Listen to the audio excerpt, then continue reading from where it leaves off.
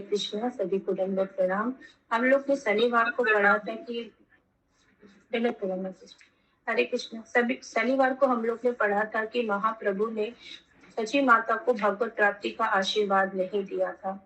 फिर उन्होंने क्योंकि उन्होंने अद्वैत आचार्य का अपराध किया तो महाप्रभु कहते हैं कि जो वैष्णव का अपराध करता है वो भगवत भक्ति के अयोग्य रह जाता है। अगर इसका उपाय है जिस किसी वैष्णव के प्रति अपराध किया है, यदि उसके चरणों में क्षमा मांग ली जाए तो फिर भगवत प्राप्ति हो सकती है। फिर महाप्रभु ने एक ब्रह्मचारी के ऊपर अपनी कृपा दर्शाई। अब हम इसके आगे से पढ़ना स्टार्ट करते हैं। हरे कृष्णा। एक सज्जन ने टीका करते हुए कहा, चलो यहीं बैठ जाते हैं, हमें अवश्य निमाई का नृत्य देखने को मिलेगा। निमाई पंडित ने पूरे जगत का उद्धार करने के लिए नवद्वीप में जन्म लिया है। मुझे विश्वास है कि वह प्रत्येक नगर और गांव में हरि नाम संकीर्तन का प्रचार करेगा। इस प्रकार पुण्यवान लोग अपने सौभाग्य में वृद्धि कर रहे थे, जबकि दुर्जन लोग अपने दुखों में प्राय प्रातः होते ही पुण्यवान लोग केले, दही, घी, फूल माला इत्यादि भेंट लेकर निमाई पंडित से मिलने उसके घर पहुंचते। जैसे ही उन्होंने महाप्रभु के दर्शन किए, वे सब दंडवत प्रणाम करते हुए भूमि पर गिर पड़े।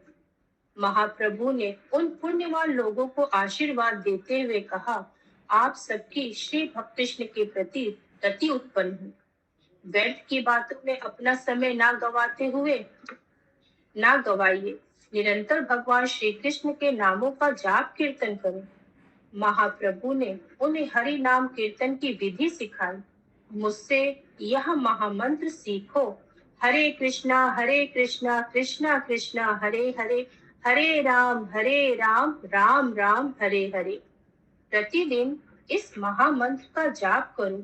इस महामंत्र के जाप से व्यक्ति जीवन की समस्त पूर्णता प्राप्त कर सकता है। इसके कीर्तन में स्थान, काल, स्वच्छता, पात्र, अपात्रता आदि का कोई बंधन नहीं है।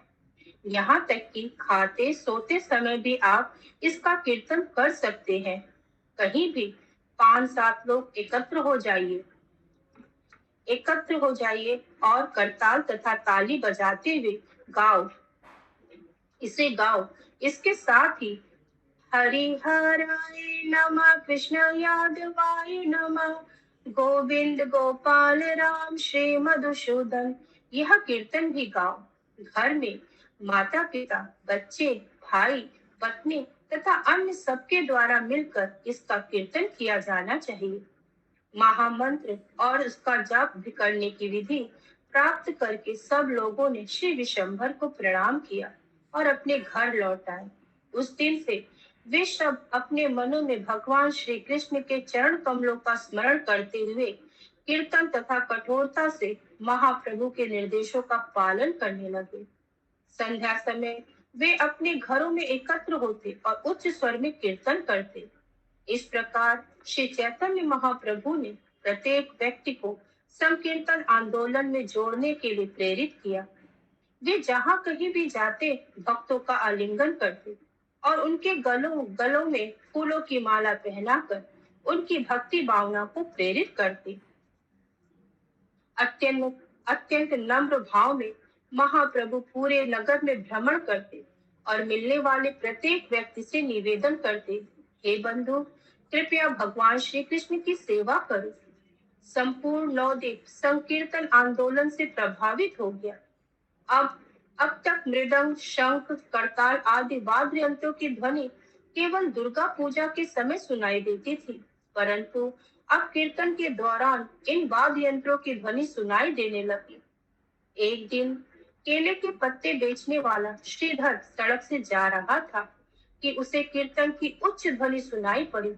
सुनते ही वह भाव विभोर होकर नृत्य करने लगा और यह देखकर सब भक्तों ने उसे घेर लिया। वे जानते थे कि श्रीधर महाप्रभु को अत्यंत प्रिय है। कुछ ही देर में भक्ति भावनाओं से अभिभूत हुआ भूमि पर गिरकर धूल में लोटपोट होने लगा। यह देखकर पाखंडी लोग उसका उपहास करने लगे। जरा इस श्रीधर को देखो, लगता है यह भी वैष्णव बन गया है।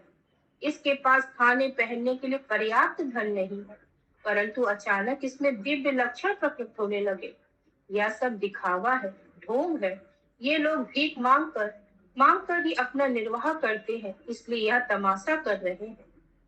पाखंडियों के व्यंगों से अप्रभावित भक्त कीर्तन करते रहे। एक दिन स्थानीय काजी वहां से गुजर रहा था कि उसे उच्च स्वर में हो रहा कीर्तन सुनाई दिया। करताल और मृदंग की ध्वनि सर्वत्र गूंज रही थी। अपने शास्त्रों में अपने शास्त्रों में दूसरे धर्मों के विषय में दिए गए निर्देशों का स्मरण करते हुए वह भक्तों पर चिल्लाने लगा, एक एक को पकड़ूंगा, देखता हूँ तुम्हारा नेता निमाई पंडित मुझे रोकने के लिए क्या करेगा। यह सब सुनकर सब भक्त भयभीत होकर दौड़ने लगे। काजी के सैनिकों ने धावा बोल दिया और भक्तों को पीटते हुए मृदंग तोड़ने लगे। कुछ ही देर में काजी चिल्लाया, आजकल नवद्वीप में ना जाने कहां से हिंदुओं के अंदर खुलेआम अपने धर्म के पालन का साहस आ गया है। स्मरण रखो, मैं इसमें भाग लेने वाले एक एक व्यक्ति को दंडित करूंगा। अब तो रात होने जा रही है, इसलिए मैं तुम्हें छोड़ रहा हूँ, परंतु यदि तो पुनः ऐसा कुछ दिखाई दिया तो मैं तुम सबका धर्म परिवर्तन करके मुसलमान बना दूंगा। तब से काजी के सिपाही प्रतिदिन नगर में गश्त करने लगे। कीर्तन न करने पाने के कारण सब भक्त निराश हो गए और काजी के सिपाहियों को प्रताड़नाओं से बचने के लिए छिप गए। द्वेषी पाखंडी लोग काजी के पक्ष में थे। अत्यंत प्रसन्न होकर वे कहने लगे, अरे भगवान अरे भगवान का नाम तो मन में लेना चाहिए। कौन से शास्त्र में लिखा है कि भगवान के नामों का इतना उच्च स्वर में कीर्तन होना चाहिए। वैदिक नियमों का उल्लंघन करके फलस्वरूप इन लोगों को सही दंड मिल रहा है। कितने निर्भीक होकर ये लोग नियमों को तोड़ रहे थे। काजी उस घमंडी निमाई की सारी अकड़ निकाल देगा और वह नित्यानंद जो स्वतंत्र सर्वस्व विचरण करता रहता है, उसकी मजा मस्ती भी बंद हो जाएगी। हम सच बोलते हैं तो लोग हमें पाखंडी कहते हैं, परंतु अब नदियां इन द्रव्यों से मुक्त हो जाएगा। भक्तों ने सारी बात महाप्रभु से कह सुनाई। हमने काजी के भय से कीर्तन बंद कर दिया। उसके सैकड़ों सिपाही हर गली में घूम रहे हैं। लगता है हमें नवद्वीप छोड़कर कहीं और बसना होगा। जब महाप्रभु ने सुना कि कोई व्यक्ति संकीर्तन आंदोलन रोकने का प्रयास कर रहा है, तो वे क्रुद्ध हो उठे। महाप्रभु तीव्र गर्जना करते हुए तथा विचित्र हाव भाव दिखाने लगे, मानो प्रलय के समय रुद्र का रूप हो। इसे देखकर सब भक्त कांप उठे। हाथों से अपने कानों को ढकते हुए वे किए गए किसी भी अपराध की क्षमा याचना करने लगे। महाप्रभु ने कहा, नित्यानंद, सब भक्तों को सड़कों पर एकत्र करो। मैं नगर संकीर्तन का आयोजन करके पूरे नवद्वीप का भ्रमण करूंगा। देखता हूँ किसके अंदर मुझे रोकने का साहस है। मैं काजी का घर जला दूंगा। मैं प्रत्येक व्यक्ति को भगवत प्रेम प्रदान करूंगा। समझ लो, आज पाखंडियों का विनाश हो जाए तो कर रहेगा। भाइयों, एक क्षण भी ना गवाओ। घर घर जाकर सबको मेरा यह संदेश सुनाओ। सबसे कहो, यदि वे भगवान श्री कृष्ण की शक्ति का चमत्कार देखना चाहते हैं तो अपने साथ जलती हुई मसाले लेकर संध्या समय एकत्र हो जाए। मेरे रहते हुए तुम्हें भला किसका भय। सब भक्तों ने उल्लासित एवं विश्वास भरे हृदय के साथ वहां से प्रस्थान किया। अब उन्हें किसी का भय नहीं था। जहां देखो प्रत्येक व्यक्ति एक ही चर्चा कर रहा था, आज निमाई पंडित नवद्वीप की सड़कों पर संकीर्तन करेंगे। वे लोग जो बंद दरवाजों के पीछे होने वाले कीर्तन को देखने के लिए तरस रहे थे, आज समाचार सुनकर आनंद से भर उठे। सबने अपने मसाले तैयार किए और डिब्बों में अतिरिक्त तेल भी भर लिया। चाहे पिता के पास मसाल क्यों ना हो, पुत्र अलग से अपनी मसाल तैयार कर रहे थे। वस्तुतः लोगों में स्पर्धा होने लगी कि किसकी मसाल सबसे बड़ी होगी। उन दिनों नवद्वीप अत्यंत व्यस्त नगर था और इसीलिए सड़कों पर आने जाने वालों का तांता लगा रहता था। नवद्वीप की स्त्रियां, बच्चे और वृद्ध भी संध्या कालीन नगर संकीर्तन को लेकर अत्यंत रोमांचित दिख रहे थे। जैसे जैसे सूरज ढलने लगा, लोगों के झुंड अपने घरों से निकलकर निमाई पंडित के घर की ओर आने लगे। सब भक्तों को अपने घर के बाहर एकत्र हुआ देखकर महाप्रभु उनसे मिलने बाहर आए। तब महाप्रभु नगर वासियों को अलग अलग टोलियों में बांटने लगे। अद्वैत आचार्य एक टोली के प्रमुख नर्तक बने और श्री हरिदास ठाकुर दूसरी टोली के। तीसरी टोली के प्रमुख नर्तक रहे श्रीवास ठाकुर। जैसे ही महाप्रभु ने श्री नित्यानंद प्रभु की ओर देखा, वे तुरंत बोल उठे, महाप्रभु, मैं आपकी संगी रहूंगा। आपके निकट रहना ही मेरा एकमात्र कर्तव्य है। भला आपसे दूर रहकर नृत्य करने की शक्ति कहाँ है मुझ में। महाप्रभु ने नित्यानंद प्रभु का आलिंगन किया और उन्हें अपनी ही टोली में रखा। उस समय नगर संकीर्तन के कुछ प्रमुख भक्त इस प्रकार थे: गदाधर पंडित, वक्रेश्वर पंडित, मुरारी, श्रीवास पंडित, गोपीनाथाचार्य गोपीनाथ, जगदीश, विप्र गंगादास, रमाई, गोविंद नंद, चंद्रशेखर, वासुदेव, श्री गर्भ, मुकुंद, श्रीधर, गोविंद, जगदानंद, नंदन आचार्य और शुक्लांबर। महाप्रभु की संकीर्तन लीला अद्भुत थी। अपने अन्य किसी भी अवतार में उन्होंने ऐसी लीला प्रकट नहीं की थी। जैसे जैसे कीर्तन की गति बढ़ने लगी, महाप्रभु का आनंद भी बढ़ने लगा। उन्होंने नवद्वीप की सड़कों पर नृत्य करते देख लोग अपने दुख शोक से मुक्त हो गए। शीघ्र ही सूरज ढल गया, परंतु भक्तों को कहाँ किसी बात का भान था। वे तो पूरी तरह संकीर्तन लहरी में निमग्न हो चुके थे। लाखों लोग सड़कों के किनारे तथा अपने घरों के दरवाजों पर खड़े देख रहे थे। विभिन्न वाद्य यंत्रों तथा कीर्तन की तमूल ध्वनि के बीच भी महाप्रभु की आवाज अत्यंत उच्च एवं उस पर स्पष्ट सुनाई दे रही थी और पूर्व निर्धारित योजना के अनुसार प्रत्येक व्यक्ति ने एक साथ अपनी मशाल प्रज्वलित कर ली। लाखों मशालों ने अपने प्रकाश से मानो अंधकार को निगल लिया और साथ ही वहां उपस्थित प्रत्येक व्यक्ति का हृदय दिव्य सुख से प्रकाशित हो गया। उस भव्य दृश्य का वर्णन वाणी द्वारा संभव नहीं है। निर्णय कर पाना कठिन था कि वह दिन का प्रकाश था, पूर्ण चंद्रमा की कांति थी, अथवा भगवान श्री कृष्ण स्वयं अपने ब्रह्म ज्योति के रूप में प्रकट हुए थे। जैसे ही महाप्रभु ने उच्च स्वर में हरि का उच्चारण किया, भक्तों ने आकर उन्हें घेर लिया। प्रत्येक भक्त पुष्पमाला एवं चंदन से सुशोभित था। प्रत्येक के हाथ में एक वाद्य यंत्र था। महाप्रभु चारों ओर दृष्टि घुमाकर अपने प्रिय परकरों को देख रहे थे और वे भी महाप्रभु की सेवा के लिए तत्पर उन्हें निहार रहे थे। जैसे ही महाप्रभु ने पुनः नृत्य आरंभ किया, भक्तों का आनंद आकाश छूने लगा।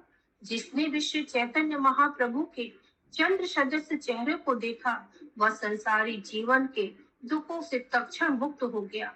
वस्तुतः महाप्रभु का मनोहारी रूप करोड़ों कामदेवों को की सुंदरता को मात दे रहा था। लेखक लिखते हैं, महाप्रभु की सुंदरता का बखान करने के लिए मेरे पास शब्दों का अभाव पड़ रहा है, परंतु फिर भी उनकी कृपा से मैं ऐसा करने का दुस्साहस कर रहा हूँ।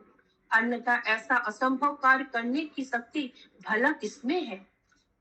श्री गौरांग महाप्रभु एक सुंदर पर्वत के समान दिव्यमान थे। उनके घुंघराले बाल मालती फूलों की माला से सजे थे। उनके होठों पर मधुर मुस्कान थी और लाल बिंदु के साथ चंदन तिलक की स्पष्ट रेखाएं उनके सुंदर ललाट पर अंकित थी। नृत्य कीर्तन करते हुए महाप्रभु दोनों भुजाओं को आकाश की ओर उठा लेते और उनकी प्रत्येक हलचल के साथ उनके गले में पड़ी घुटनों तक लंबी पुष्पमाला हिलती डुलती रहती। नेत्रों से बहने वाला अश्रुधार ने उनकी पूरी देह को सिक्त कर दिया था और दिव्य उन्माद ने उनकी रोमावली खड़ी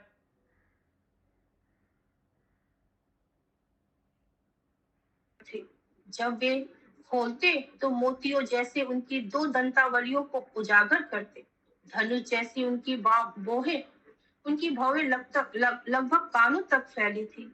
उनके सशक्त कंधे गजराज को भी लज्जित कर रहे थे। उनका वक्षस्थल चौड़ा तथा सशक्त था। महाप्रभु ने कलात्मकता से स्वच्छ महीन वस्त्र पहने हुए थे। उनकी सुदृढ़ और शक्तिशाली देह अन्य से ऊंची थी। जिस किसी ने उनके दिव्य रूप, सुंदर रूप को देखा, मंत्रमुग्ध होकर प्रशंसा करने लगा। वहां अनगिनत हजारों लोग थे और वे सब असहाय रूप से महाप्रभु की सुंदरता से खींचे जा रहे थे। जब जब वे उच्च स्वर में श्री गौरांग महाप्रभु के नामों का उद्घोष करते, तब तब उनके हृदय उत्कट भावना से भर उठते। नागरिकों ने केले के वृक्षों, पानी के मटकों, आम की पत्तियों तथा हरे नारियलों से अपने दरवाजों को सजाया हुआ था। प्रत्येक घर में घी के दीपक जगमगा रहे थे और वेदियां नववेद भरे थालों से सजी थी। ये सब कार्य ऐसे हो रहे थे मानो कोई अदृश्य वाणी इन्हें करने का आदेश दे रही हो। सड़क पर पुरुष, स्त्रियां एवं बच्चे अपने चारों ओर की जगत से अनजान कीर्तन में मग्न थे। इस प्रकार खुले घरों को देखकर एक चोर ने सोचा, वाह, यह तो बहुत अच्छा अवसर है। परंतु उसी क्षण जैसे ही उसके कानों में कीर्तन की ध्वनि ने प्रवेश किया, वो चोरी भूलकर नित्य कीर्तन में आ जुड़ा। सड़कों पर जहां तहां खील फैली हुई थी और जैसे जैसे जुलूस आगे बढ़ा, वैसे वैसे लोग उस पर सिक्के फेंकने लगे। भीड़ से अनेक भीड़ से अनेक लोग जुलूस में आ जुटे, जिससे जुलूस की संख्या बढ़ने लगी। आज नवद्वीप में दो गंगा बह रही थी, एक जल रूप में, दूसरी संकीर्तन करते हुए अथाह जन समुदाय के रूप में। स्वर्णिम आभा से युक्त श्रीमान महाप्रभु को चारों ओर घेर कर लोग नृत्य कीर्तन कर रहे थे। जिन्हें गाना नहीं आता था, आज वे भी मधुर सुरीले स्वर में गा रहे थे। महाप्रभु मुरारी, मुकुंदत, रमाई, गोविंद, वक्रेश्वर, वसुदेव तथा अन्य सर्वश्रेष्ठ गायकों से घिरे थे। महाप्रभु के दोनों ओर नित्यानंद प्रभु और गदाधर पंडित नृत्य कर रहे थे। महाप्रभु के अद्भुत नृत्य को देखकर लोगों के चित्त विस्मय तथा आश्चर्य से भर उठे। अद्भुत दृश्य था वह। नर्तक मृदंग की ताल पर नाच रहे थे और जलती हुई हजारों मसाले भी मानो नृत्य में उनका सहयोग दे रही थी। रात चढ़ रही थी, परंतु फिर भी नृत्य करती चंद्र कांति से नहाई श्री चैतन्य महाप्रभु की देह स्पष्ट दिखाई दे रही थी। उनकी देह में दिव्य उन्माद के सारे लक्षण प्रकट हो रहे थे। कई बार वे कांपते, कई बार पसीने से लथपथ हो जाते और कई बार उनके शरीर पर रोमांस हो जाता। ऋतु परिवर्तन के समान समान वे दिव्य लक्षण बदल रहे थे। कुछ भक्त अकेले नृत्य कर रहे थे, जबकि अधिकांश भक्त समूह में थे।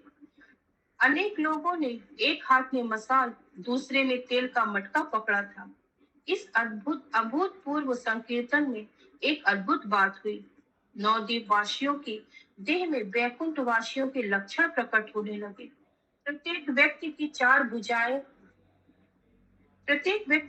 भुजाएं प्रकट हो गई, परंतु संकीर्तन में निमग्न होने के कारण उनका ध्यान अपने शरीर में हुए परिवर्तन पर भी नहीं गया। वैकुंठ धरती पर उतर गया था। गंगा के किनारे नृत्य करते हुए महाप्रभु श्री कृष्ण रूप में प्रकट हो गए। वे बांसुरी बजा रहे थे। भक्तों ने आज तक कभी ऐसा दिव्य सुख का अनुभव नहीं किया था। सब लोग अपनी शारीरिक पहचान तथा अन्य समस्त शोक एवं पीड़ाओं को भूल गए। वे नाचते गाते हुए भूमि पर लोटपोट होने लगे।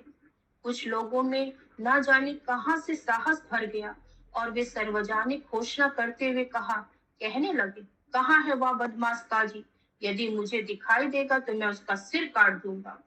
अन्य लोग पाखंडियों का नाम लेकर धरती पर पैर पटकने लगे। आज पहली बार महाप्रभु ने चार दीवारी के बाहर इतने विशाल स्तर पर संकीर्तन किया था। सब देवता गण अपने पार्षदों के साथ मनुष्यों का वेश बदलकर भीड़ में मिलजुल गए और उत्साह पूर्वक नृत्य कीर्तन करने लगे। असंख्य सुसज्जित घरों, बाजारों तथा चौराहों से गुजरते संकीर्तन को देखकर सबको यही लगा कि नवद्वीप अत्यंत घना तथा ऐश्वर्य युक्त नगर है। प्रतीत होता था कि अपने अवतार को ध्यान में रखते हुए भगवान ने पहले ही नवद्वीप को असंख्य लोगों से भर दिया था। जिससे वे सब उनके संकीर्तन में भाग ले सके। जिसने भी महाप्रभु के नृत्य को देखा, अपनी भावनाओं पर नियंत्रण नहीं रख पाया। पाषाण हृदय लोग भी रोते हुए धरती पर गिर पड़े। महाप्रभु नृत्य कर रहे थे और उनके गले में पड़ी पुष्पमाला यहाँ वहां डोल रही थी। उनकी सुंदरता देखकर मानो लोगों की सांस थम गई। उनका कंधा यज्ञ पवि से सजा हुआ था और चुन्नट पड़ी उनकी धोती सुंदरता से बंधी थी। गंगा की लहरों के समान उनके नेत्रों से अश्रु प्रभावित हो रहे थे। उनकी सुंदर नासिकाओं से चिपके हुए अश्रु बिंदु मोती के समान दिख रहे थे। उनके काले घने घुंघराले बाल उनकी पुष्पमाला में गुथने से अत्यंत सुंदर दृश्य उत्पन्न कर रहे थे। सब भक्तों की एक ही प्रार्थना थी, हे भगवान, जन्म जन्मांतर तक हमें आपकी इस लीला का स्मरण रहे। यही हमारी आज याचना है। महाप्रभु भली बात ही जानते थे कि भक्तों को कीर्तन में नृत्य करने के लिए किस प्रकार प्रेरित किया जाए। वे अपने परिकरों की भावनाओं तथा भंगिमाओं के अनुसार व्यवहार करने में अत्यंत दक्ष थे। जहाँ कहीं भी महाप्रभु अपने चरण रखते, भक्तगण वहां से धूल उठाकर अपने शरीर पर लपेटने लगे। नित्यानंद प्रभु सदैव महाप्रभु के साथ रहे। वे उनकी प्रत्येक चाल को जानते थे। जब भी महाप्रभु दीप्त उन्माद में मूर्छित होकर गिरने लगते, नित्यानंद प्रभु उन्हें अपनी भुजाओं में समेटकर उन्हें स्थिर करते। एक समय उनकी भुजाओं में लिपटे हुए महाप्रभु बैठ गए और उच्च स्वर में बोलने लगे, मैं ही भगवान नारायण हूँ। मैंने ही कंस का वध किया था, बलि को छला था और लंका तक सेतु बनाकर रावण का वध किया था। परंतु अगले ही क्षण उनका भाव पूरी तरह से बदल गया। अत्यंत नम्रता पूर्वक वो कहने लगे, हे भगवान, कृपया मुझे अपने चरण कमलों के प्रति भक्ति प्रदान करें। इस प्रकार महाप्रभु का व्यवहार सबको विस्मित कर देता। एक बार उन्होंने अपने मुख में अपने पैरों का अंगूठा तक डाल लिया। श्री विशंभर पूरे नवद्वीप में नृत्य कर रहे थे। वस्तुतः वह नगर आध्यात्मिक जगत का श्वेत दीप बन चुका था। महाप्रभु के नृत्य की मंद तीव्र गति के कारण कई बार संकीर्तन का वह जुलूस तेजी से आगे बढ़ता और कई बार धीरे धीरे। हरि नाम के नशे में डूबे महाप्रभु की चाल एक मदमत्त सिंह के समान थी। जुलूस अनेक स्नान घाटों से गुजरा, परंतु किसी भी व्यक्ति के शरीर में थकान का कोई चिन्ह नहीं था। देवगण निरंतर पुष्प वर्षा कर रहे थे। भूमि देवी आनंद पूर्वक उन्हें समेटकर एक सुंदर मार्ग बना रही थी, जो उनकी कोमल जीवा के समान प्रतीत हो रही थी। श्रीवास अद्वैत आचार्य और हरिदास ठाकुर श्री विशंभर से कहीं आगे अपनी टोलियों में नृत्य कर रहे थे। जैसे ही जुलूस किसी नए क्षेत्र में आता, लोग महाप्रभु को देखने के लिए दौड़ पड़ते और अपने घरों से निकलकर संकीर्तन की ओर खींचे चले जाते। इस प्रकार हरि नाम द्वारा मदमत लोगों की देह में दिव्य उन्मेद के लक्षण प्रकट होने लगे। कुछ भूमि पर लौटने लगे, कुछ सीटियां बजाने लगे, कुछ लोग राह चलते लोगों को गले से लगा रहे थे, कुछ लोग धरती पर दंडवत प्रणाम कर रहे थे और कुछ लोग भक्तों के चरण पकड़कर आनंद पूर्वक रो रहे थे। उत्साह और साहस से भरे कुछ लोग पाखंडियों को सामने आकर कीर्तन रोकने की चेतावनी देने लगे। वे अपनी मुट्ठियों से धरती पीटने लगे, मानो उन पाखंडियों को पीस रहे हों। जब पाखंडियों ने नवद्वीप वासियों को आनंद में पागल हुआ देखा, तो उनके हृदय द्वेष और घृणा से जल उठे। एकजुट होकर वे षड्यंत्र रचने लगे। एक पाखंडी ने कहा, यदि इस समय काजी आ जाए तो देखेंगे कि यह निमाई पंडित भागकर जाएगा कहाँ। काजी के क्रोध से बचने के लिए इन ढोंगियों को गंगा जी में ही कूदना पड़ेगा।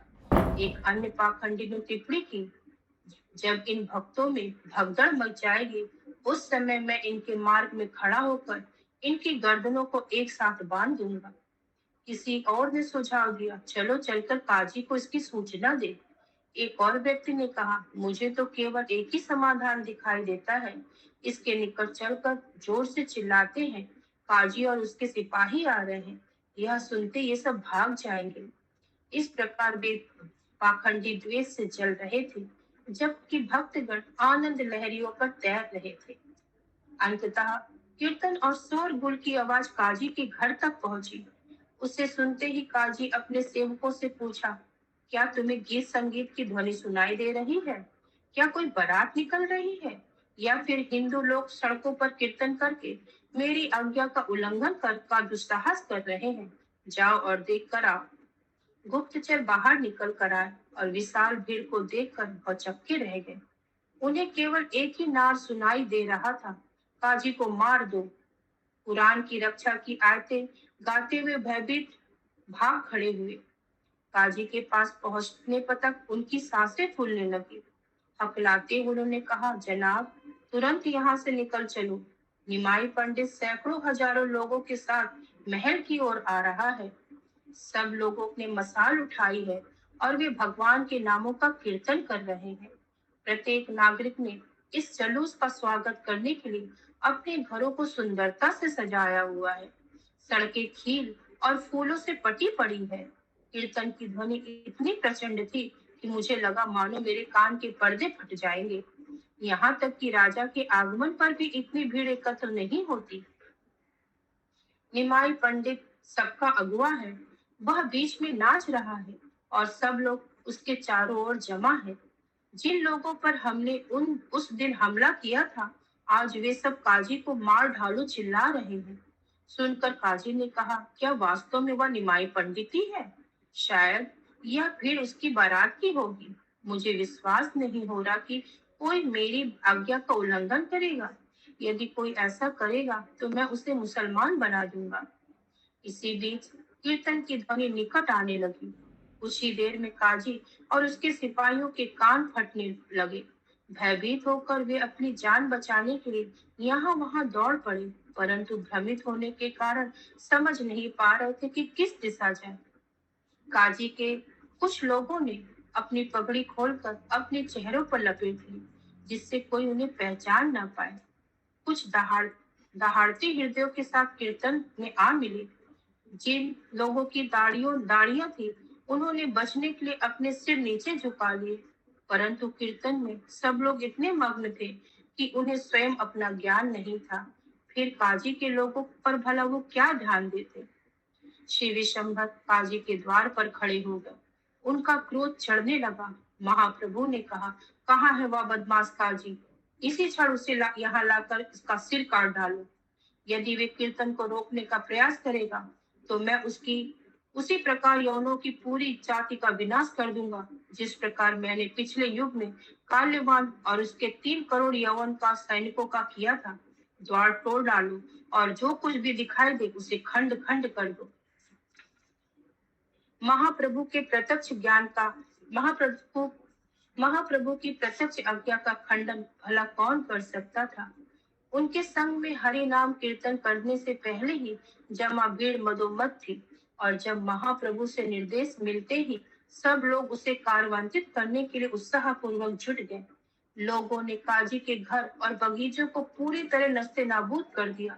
घर के भीतर बाहर जिसे जो मिला तोड़ने लगा। बगीचा तो ऐसा उजड़ गया मानो तूफान आया हो। केले के पेड़ जड़ से उखड़ पड़ी और आम की टहनियां जहां तहां फैली थी।